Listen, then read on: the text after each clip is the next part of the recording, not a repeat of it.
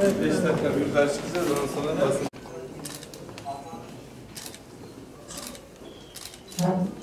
Mardin, Kızıltepe, yani o bölgeye getirdik Nusaybin'e ve şimdi bugün de bizim yetkimizde değildi ama sonradan talep olduğu için bu istikamet Kabala, Yeşilli ve Midyat istikametindeki hattında temel atacağız. Onu da kısa zamanda bitireceğiz.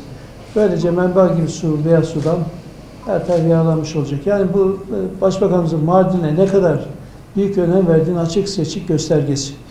Ben de daha önce sordum ya buraya niye su verilmedi diye.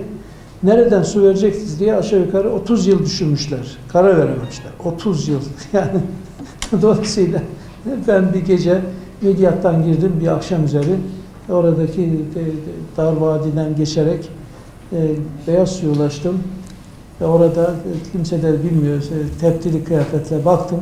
Bu su her yere yeter dedik ve o gün karar verdik. Ve neticede bir günde karar verip projeyi yaptırdık. Allah'a şükür şu anda Mardin'de ne Kızıltepe'de susuzluk problemi yok. Öyle bu kuraklıkta öyle olsaydı burada adeta Kerbela gibi bir gün yaşanırdı. Ya da bir dolu akan bir Kızılırmak Nehri gibi bir nehir, suni nehir inşa ettik ve bunu çok hızlı sürede inşa ettik. Bunu da özetle ifade etmek istiyorum. İşimizin sebeplerinden birisi 9 tane tesisin temel atacağız bugün. Allah nasip ederse iftardan önce Yeşilli'ye, daha önce Mardin Kızıltepe'ye su getirdiğimiz için bu sefer dedik Yeşilli istikametine gidiyoruz. Orası ilçemiz. Midyat, Kabala, Yeşilli, Midyat istikametinde bu tesislerin 3 tane dev içme suyu tesisin temel atacağız. Midyat içme suyu isalattı. Yeşilli ve Kabala içme suyu isalattı. Ömerli içme suyu isalattı olmak üzere 3 tane ayrı paket yaptık. 3 tane büyük ihaleyi burada gerçekleştireceğiz. Ayrıca 6 tane de açılış merasimimiz var.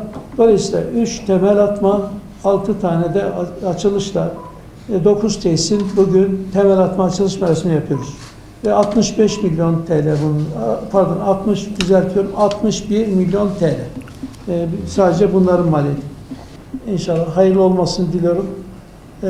İnşallah güzelliklere vesile olur. Ve inşallah bu Ramazan ve önümüzdeki bayram bütün milletimizin birlik, beraberlik, kardeşliğin daha da pekişmesine vesile olur.